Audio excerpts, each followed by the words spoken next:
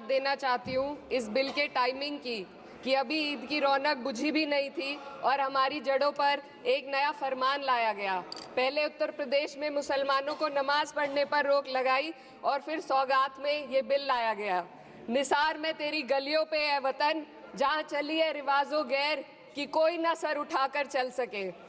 मैं सभापति जी आपको ये बताना चाहती हूँ कि ईद के मौके पर एक विधवा महिला अपनी लड़की के साथ मेरे पास आई और उसने बताया कि वह एक वक्फ की प्रॉपर्टी में रहती है, वही उसके सर पर छत का काम भी करती है और उसकी रोजी रोटी भी वहीं से आती है। वो इस बिल को लेकर इतनी फिक्रमंद थी कि कहीं उससे वो उसकी संपत्ति ना छीन ली जाए। वो अकेली एक ऐसी महिला नहीं है, ऐसे लाखों लोग हैं जो वक्फ की गरीब महिलाएं जो वक्फ की संपत्ति से अपना रोजगार चला रहे हैं। और ये जो वक्फ बाय यूजर क्लॉज के हटाने से लाखों वक्फ की जायदाद अपना स्टेटस खो देंगी और लाखों लोग इसी तरीके के लोग सड़कों पर आ जाएंगे। वक्फ क्या है, वक्फ बाय यूजर क्या है? इसका ये मतलब है कि कोई जायदाद अगर सालों से दीन और भलाई के कामों के लिए इस्तेमाल हो रही हो तो वो खुद ब खुद वक्फ मानी जाएगी। हिंदुस्तान की अदालतों ने भी इस बात को तस्लीम किया है। वक्फ बाय यूजर सिर्फ वक्फ बोर्ड को ही मिली कोई खास सौगात नहीं है, ये बल्कि सभी अन्य धार्मिक ट्रस्टों को परंपरा और यूज के आधार पर बिना किसी डॉक्यूमेंटेशन के धार्मिक चरित्र को डिक्लेयर करने का राइट मिला हुआ है।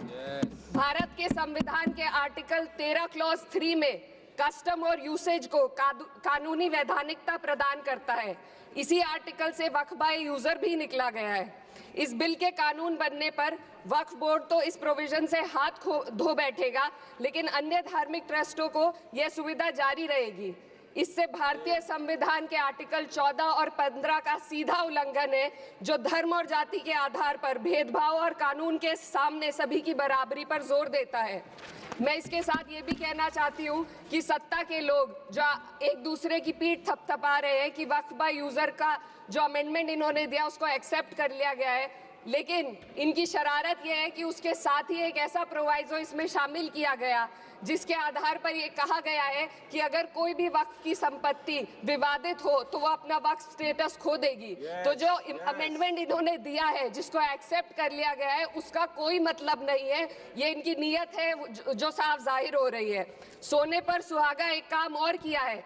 सरकार ने वक्फ की कानून के सेक्शन 107 को हटाकर लिमिटेशन एक्ट में 12 साल तक ही किसी के खिलाफ अदालत में जाने का प्रोविजन है। सेक्शन 107 में बोर्ड को लिमिटेशन एक्ट से राहत मिली हुई थी। वक्फ बोर्ड कभी भी अवैध कब्जाधारियों के खिलाफ अदालत जा सकता था। अगर ये सेक्शन ना हो तो अवैध कब्जा करने वाले लोग कानूनी प्रक्रिया का फायदा उठाकर वक्फ की प्रॉपर्टी को हड़प सकते हैं। अन्य धार्मिक ट्रस्टों पर भी ये लिमिटेशन एक्ट लागू नहीं होती, तो फिर वक्फ बोर्ड के साथ ये सौतेला रवैया क्यों किया जा रहा है? धर्म को देखकर दोहरी नीति क्यों अपनाई जा रही है? सेक्शन 107 और वक्फ बाय यूजर को अगर एक साथ पढ़ा जाए तो इससे लाखों वक्फ की प्रॉपर्टी पर कब्जा किया जाएगा। इसलिए ये बिल मुसलमान की भलाई का नहीं बल्कि उनके वजूद और विरासत को मिटाने का बिल है। हिंदुस्तान में बहुत सारे धार्मिक ट्रस्ट हैं जिसमें उस खास मजहब के लोग शामिल होते हैं और उसका इंतजाम करते हैं। और ये बात समझ में आने वाली भी है, क्योंकि जो व्यक्ति अपने मजहब के रीति रिवाज को जितना अच्छे से समझ सकता है, किसी अन्य मजहब का व्यक्ति नहीं समझ सकता। आर्टिकल 26 क्लॉज 2 के तहत धार्मिक संप्रदाय को अपने मजहबी इदारों के एडमिनिस्ट्रेशन का हक देता है, लेकिन वक्फ बोर्ड के बारे में इसको उल्टा किया जा। Sir 2 minute sir please 2 minutes. सरकार इसे एक सेक्युलर बॉडी मान रही है और इसमें गैर मुस्लिमों को शामिल करने की बात कह रही है। आपके मुंह से सेक्युलरिज्म की बात सुनकर अच्छा लगा, लेकिन अगले ही पल ये भ्रम टूट जाता है, क्योंकि आपको सिर्फ दान देने के लिए प्रैक्टिसिंग मुस्लिम का आपने क्लॉज डाला है, लेकिन बोर्ड में बैठने के लिए मुस्लिम होने की कोई आपकी क्लॉज नहीं है। तो इससे आपकी जो दोहरी नीति है वो साफ जाहिर होती है।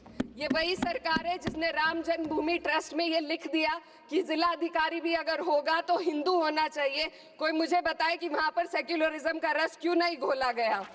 सर आखिर में मैं अपनी बात को खत्म करने से पहले महिलाओं का मुद्दा बार बार उठाया जा रहा है। सरकार का कहना है कि बोर्ड में मुस्लिम महिलाओं को रिप्रेजेंटेशन देंगे। इस कानून से पहले भी मुस्लिम महिलाएं बोर्ड में मेंबर रह चुकी हैं और मिनिमम 2 का प्रोविजन था, उससे ज्यादा भी हो सकती थी। सर मैं ये कहना चाहती हूँ कि सरकार ने महिलाओं के लिए ऐसा कौन सा नया काम किया जिसका ढिंडोरा सरकार का हर सदस्य पीट रहा है। इस बात की तायीद अगर आपकी तरफ से कोई मुस्लिम महिला करती तो हम उसका यकीन भी करते, लेकिन अफसोस आपकी इतनी लंबी कतार में एक भी मुस्लिम महिला नजर नहीं आती है।